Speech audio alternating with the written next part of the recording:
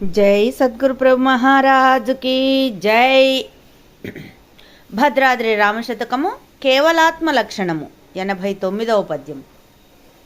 సగుణ నిర్గుణములు సదసత్తులును నిరాకార సాకారముల్ గానిదేదో క్షేత్రజ్ఞ క్షేత్రముల్ జీవజగంబులు కారణ కార్యముల్ గానిదేదో పాప పుణ్యంబులు బంధ మోక్షంబులు జ్ఞాన కర్మంబులు గానిదేదో క్షరమక్షరంబులు సత్యమసత్యముల్ ఖండమఖండముల్ గానిదేదో రాకపోకలు జప్పంగరానిదేదో నదియు కేవల పరిపూర్ణమనగ నొప్పు రమ్య గుణధామ భద్రాద్రి రామ పరశురామ నరసింహదాస సంరక్షితాహ్వా.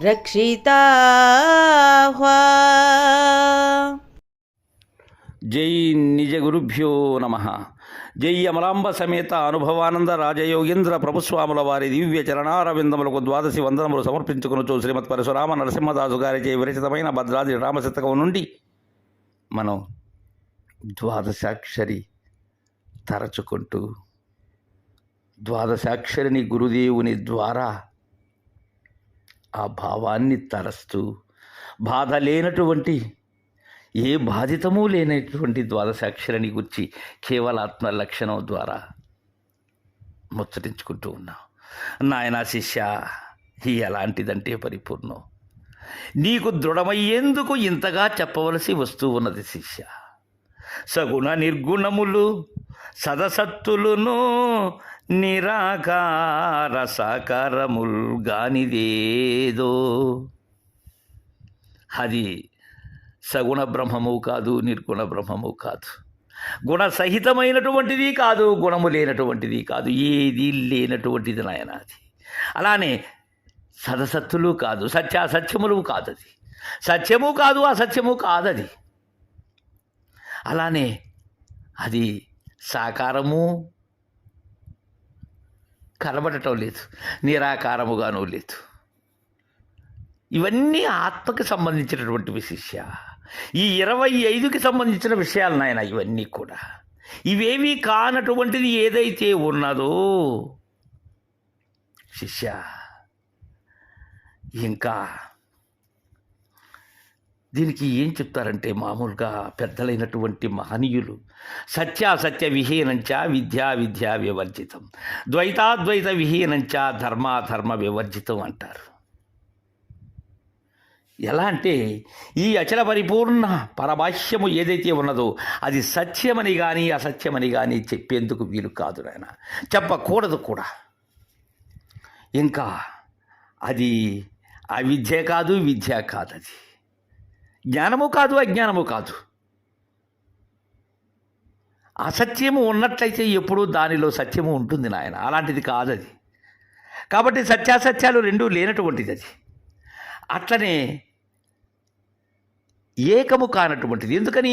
ఏకము అనేటువంటి ఒకటి ఉంటే రెండవది ఉంటుంది. కాబట్టి ఈ సత్యాసత్యములన్నీ రెండూ లేవు. ఈ ధర్మాధర్మములు కానీ ద్వైతాద్వైతములు కానీ ఇవేమీ కానిది నాయన పరిపూర్ణం. అంటే ఒక్క మాటలో చెప్పాలంటే ద్వంద్వరహితమైనటువంటిది అని నాయన. ఇంకా క్షేత్రజ్ఞముల్ జీవ జగంబులు కారణ కార్యముల్ గానిదేదో ఈ క్షేత్రము కానీ క్షేత్రములో కొలువై ఉన్న క్షేత్రజ్ఞుడు కానీ ఇలా ఉంటాయి నాయన మిగిలినటువంటి బోధలు. క్షేత్రం అనబడేటువంటి ఉపాధిలో ఉండబడేటువంటి చైతన్యమైనటువంటి దానినే అదే సర్వసాక్షి, అది శాశ్వతమైనటువంటిది అనేటువంటి విధానం కాదు నాయన పరిపూర్ణ బోధ. క్షేత్రజ్ఞులు కానటువంటిది పరిపూర్ణం. అలానే జీవభ్రాంతి కానీ జగద్భ్రాంతి కానీ రెండూ లేవు దానికి. అది జీవము కాదు, జగము కాదు. ఇవి రెండూ కాని ఏదైతే ఉన్నదో అది కేవలాత్మ. ఇంకా పాప పుణ్యంబులు బంధమోక్షంబులు జ్ఞాన కర్మంబులు గానిదేదో పాపముంటే పుణ్యం ఉంటుంది, పుణ్యం ఉంటే పాపము ఉంటుంది. ఈ ద్వంద్వము లేదు శిష్య దానికి. ఈ నేత్ర మధ్యమున ఉండబడేటువంటి పాపతో జరిగేటువంటి ఏదీ లేదు, దానిని విడిచినటువంటి పుణ్యము లేదు.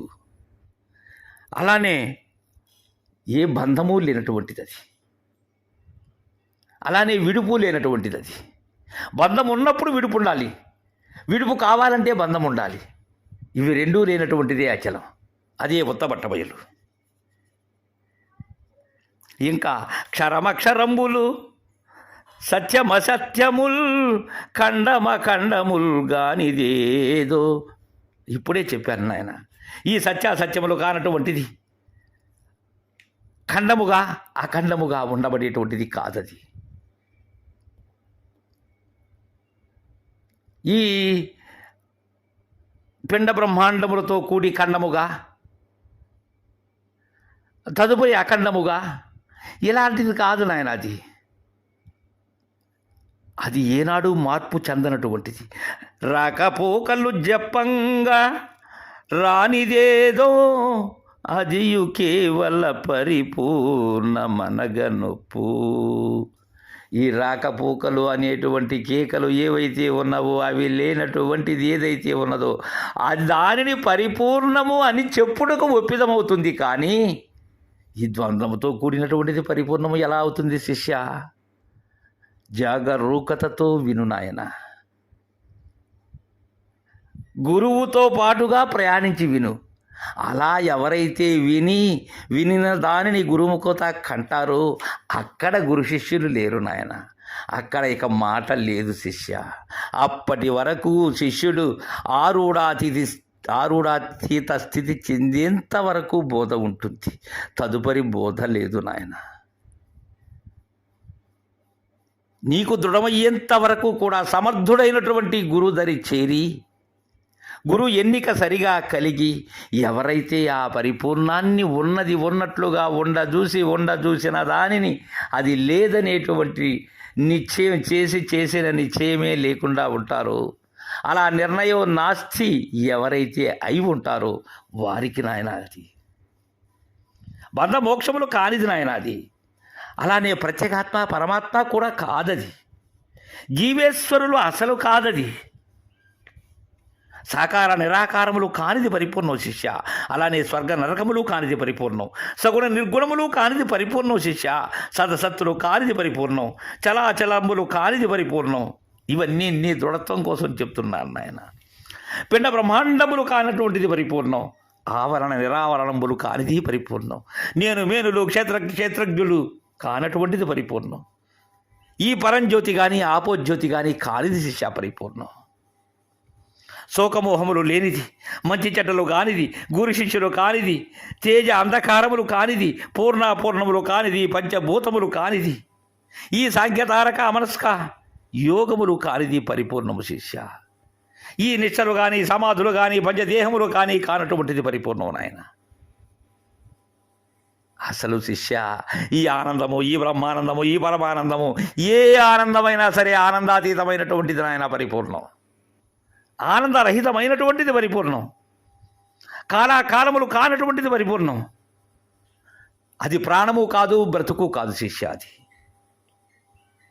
ఈ పంచముఖములు కానీ తన్మాత్రలు కానీ ఏమీ లేనిది, ఏమీ కానిది, అవజ్ఞాన సగోచరమైనటువంటిది పరిపూర్ణము శిష్య. అది ఎలా ఉన్నది, ఎక్కడ ఉన్నది? సర్వత్రా నిండి నివిడీకృతమై విజాతి స్వజాతి స్వగత భేదరహితమై స్వతసిద్ధమై ఏదైతే ఉన్నదో అది నాయన పరిపూర్ణం. అది నాయన ద్వాదశాక్షరి యొక్క ఆ మంత్ర అర్థము, మంత్ర విధానము, మంత్ర భావము అది నాయన. అది గురు దయతో గురుదేవుని యొక్క విచారణ ద్వారా అందాలి శిష్య. అలా అందేటువంటిది నాయన శివరామ దీక్షిత సిద్ధాంత బోధ.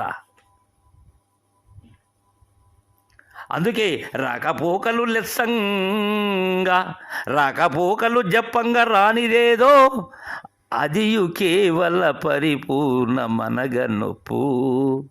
రమ్య గుణధామ భద్రాద్రి రామ పరశురామ నరసింహదాస సంరక్షితాహ్వా.